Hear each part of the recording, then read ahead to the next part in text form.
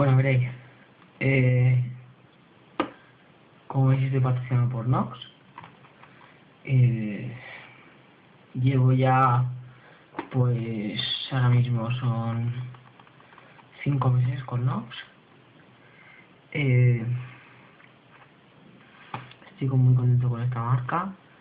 Me da de todo, sobre todo estoy contento porque está con Miguel Alberti y eso me da más ánimos.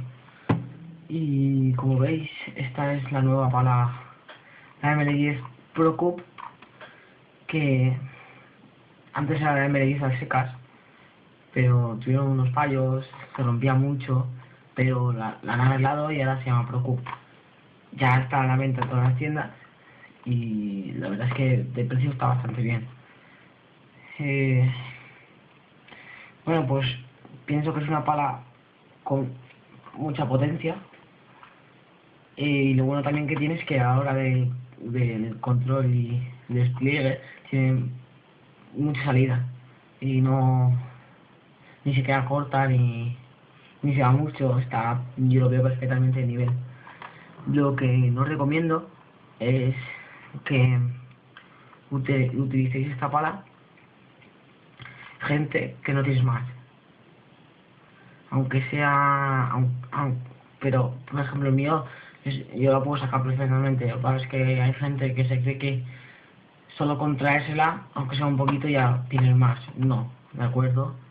Lo siento mucho, pero no. Es conseguir practicar más y a la hora de, cuando lo tengáis perfectamente perfeccionado, os compráis esta pala, ¿de acuerdo? El mango, la verdad es que está un poquito estructurado, pero a la hora de ponerle un grip, eso te queda maravilla. Yo normalmente suelo utilizar un mango de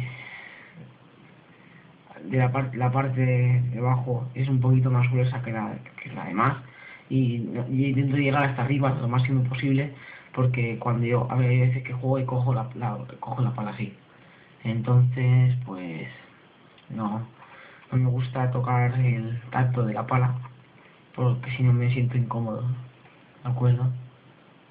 Bueno, y esto es todo, mi primer vídeo de ahora.